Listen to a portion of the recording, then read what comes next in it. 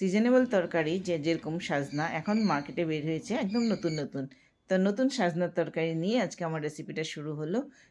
সাজনার এখন বাজারে বেড়ে গেছে। সাজনা নিয়েছি, কুমড়ো নিয়েছি, কাঁচা কলা একটা কেটেছি, টমেটো কেটেছি, একটা আলু কেটেছি আর লঙ্কা নিয়ে সুন্দর করে আমি রেডি করে নিলাম আজকের তরকারিটা বানানোর জন্য। ফ্রাইং প্যানের মধ্যে তেল দিয়ে তার মধ্যে গোটা জিরা দিয়ে আলু প্রথমে দিয়ে একটু সময় 2 মিনিট মতন আলু ভেজে নিয়েছি ফার্স্টে। তারপরে কুমড়োগুলোকে দিয়ে সুন্দর কুমড়োগুলোকে ভাজা ভাজা করছি। এখন কুমড়োগুলোকে ভাজা ভাজা হয়ে এসছে। তাই দেখেন আমার কুমড়োগুলোর কালার চেঞ্জ হয়ে গেছে। দ্যাট মিনস আমার কুমড়োগুলি ভাজা হয়ে গেছে। আমি এখন কাঁচাগুলো অ্যাড করে দিলাম। কাঁচা কলা তরকারিতে দিলে কিন্তু বেশ টেস্টি হয়, তাই আমি একটা কাঁচা কলা দিয়েছি, একটাই দিয়েছি, বেশি দিইনি। তো এখন এটাকেও একটু সময় ঢেকে রেখে দিলাম। এই দেখুন ঢাকা হয়ে গেছে। আমি এখন এর মধ্যে দিয়ে দেব সাজনাগুলিকে যে কেটে রেখেছিলাম, এই সাজনা আর সঙ্গে একটা টমেটো কেটে দিয়ে দিলাম। এখন এগুলোকেও সুন্দর করে ভাজা ভাজা করব।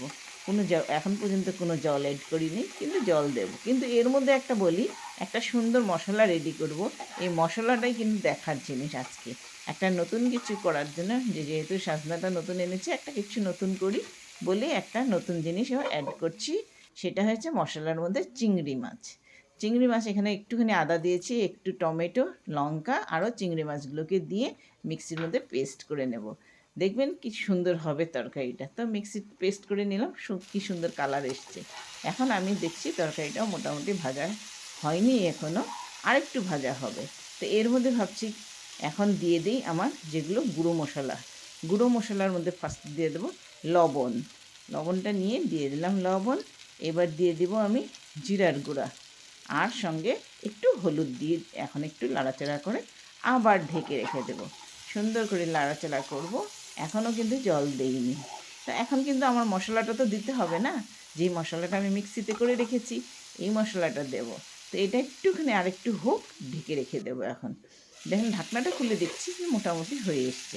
এবার এর মধ্যে মশলাটা অ্যাড করে দিলাম। সুন্দর করে চিংড়ি মাছের বাটা মশলা এর মধ্যে অ্যাড করে দিলাম। বেশিটুকু আদা দিইনি, একদম একটুখানি আদা দিয়েছি, কাঁচা লঙ্কা দিয়েছি আর অর্ধেকটা টমেটো মিক্সির মধ্যে পেস্ট করে নিয়েছি। সুন্দর এটা এখন একটু নাড়া করব, করে এর মধ্যে এখন একটু জল দিয়ে দেব। একটু জল দিয়ে দিলে মশলাটা সম্পূর্ণ তরকারির সাথে মিশে উঠবে, তাই বেশি জলও দিইনি। প্রায় হাফ কাপ মতন জল দিয়েছি।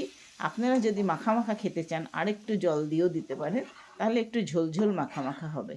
তা আমি ঝোলঝোল মাখা মাখা করিনি, আমি একদম এরকম শুকনো শুকনো মাখা মাখাই করেছি। তো এর দিয়ে এখন এটাকে আবার একটু সময়ের জন্য আবার ঢেকে রেখে দেবো। আজকে বেশি কষ্ট হয়নি জানো, খালি কাটাকুটার সময় একটু বেশি কষ্ট হয়েছে। তো মোটামুটি হয়ে এসছে, এখন ধন্যপাতা দিয়ে নামিয়ে দেব। আপনাদের আমার ভিডিওটা আমার কেমন লেগেছে আপনারা নিশ্চয়ই আমার সঙ্গে থাকবেন আর কমেন্টের থ্রুত ভালোবাসাটা দিবেন। কমেন্টের ভালোবাসাটা আমার মেন উদ্দেশ্য থাকে যাতে সবাই আমাকে একটা কমেন্ট করুক। একটা কমেন্টে কিন্তু আমার খুব ভালো লাগে। দেখেন তরকারিটা খুব সুন্দর হয়েছে। আজকে তরকারিটা নতুন সাজনার তরকারি, যেটা সিজনে এখন নতুন এসছে। কেমন লাগলো সবাই জানাবেন আমাকে।